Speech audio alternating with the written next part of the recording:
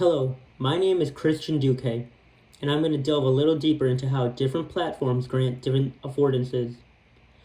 First, you might be wondering why the video is showing an image of a ceiling, or my ceiling, I guess, is the better way to put it. Am I simply recording my voice and uploading it, similar to a podcast? No, in fact, here's my face. And my room, if you need to have a bit more idea of why I'm doing this. It's to illustrate the very first point being that cameras, or more specifically the phone, affords an ability that not all devices that share recording capabilities do, which is the phone camera specifically is far more easier to operate than any of the others. It only requires that you have fingers to touch a button and hit the record button, and ID your brain to work and know which button does which, how to stop it, how to start. But it's never very complicated. It is something simple.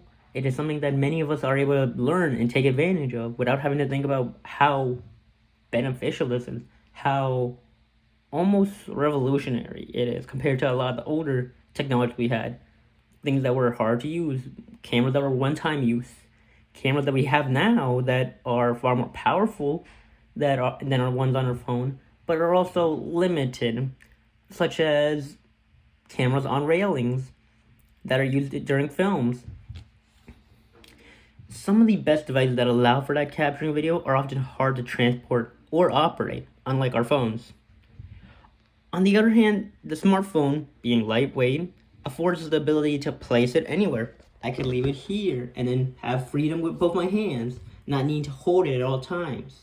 You could do something similar with other cameras as well, some with stands even, but they then have the issue of also not being easily transported, as we know before. Additionally, I could just easily flip it to get better angles, lower things, higher. It's stuff that we can do because it's so lightweight. It fits in our hand. It's able to go in our pocket. We could take it almost anywhere without having trouble. A lot of those other devices are also heavy. You would need bags for them to hold them. Unless you're strong enough, you would be in pain while doing so. You can hear about comments about these from people who make their careers working with them. And with a camera like this, we can easily do things like strip the visual away by simply putting the phone down. And once again, you have nothing. You can't tell what's happening. And then I can bring it back. No problem. The downside, of course, as I mentioned before, is that you sacrifice power and options with the phone. You have a wide variety of them, but the phone itself isn't the best when it comes to any one thing. It's more a jack of all trades, so to speak. It has so many affordances, whether it be transportation, me being able to put in my pocket, therefore I am afforded the leverage of being anywhere with it, or the affordance of it having a good battery life. Sometimes these are short, needed, and I need not dedicate a whole setup to it. I'm able to take this one in my room, a comfortable place. I don't need to find a studio. I don't need to connect a lot of devices to my phone. It's fine the way it is. There will always be pros and cons to this device, any other device, and the different platforms that we use with them and medias. Specialized cameras that will work for only those purposes are great at their job.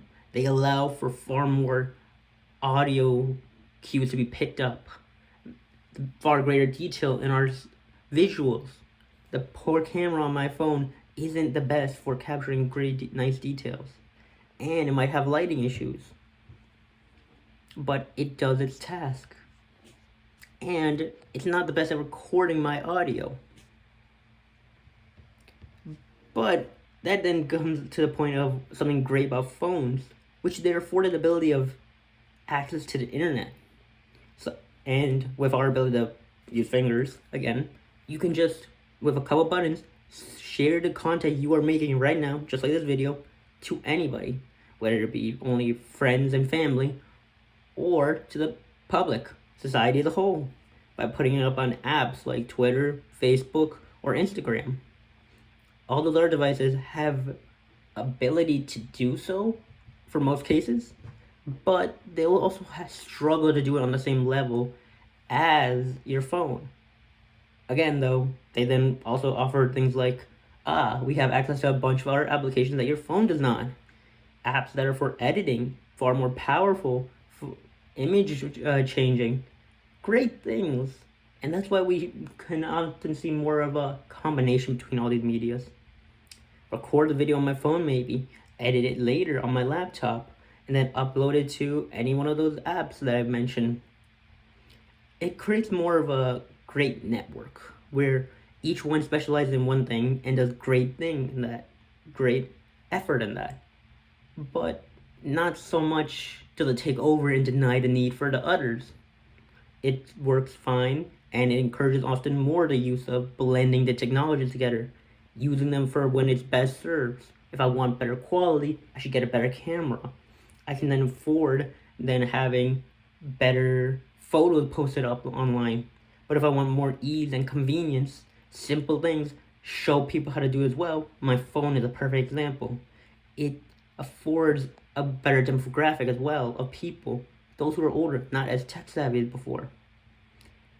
But I think that's just my opinion on the matter, because a lot of this technology also changes, and how we interpret it is up for debate. I was very curious of how other people will take advantage of our phones. I mean, we've already seen it come this far with apps like Twitter, Facebook, and Instagram, but TikTok, and we also have Snapchat coming, which have been out for a while. But I believe that we can see a lot more grow from them, even now, especially with phones becoming even more and more powerful. But that's just my opinion.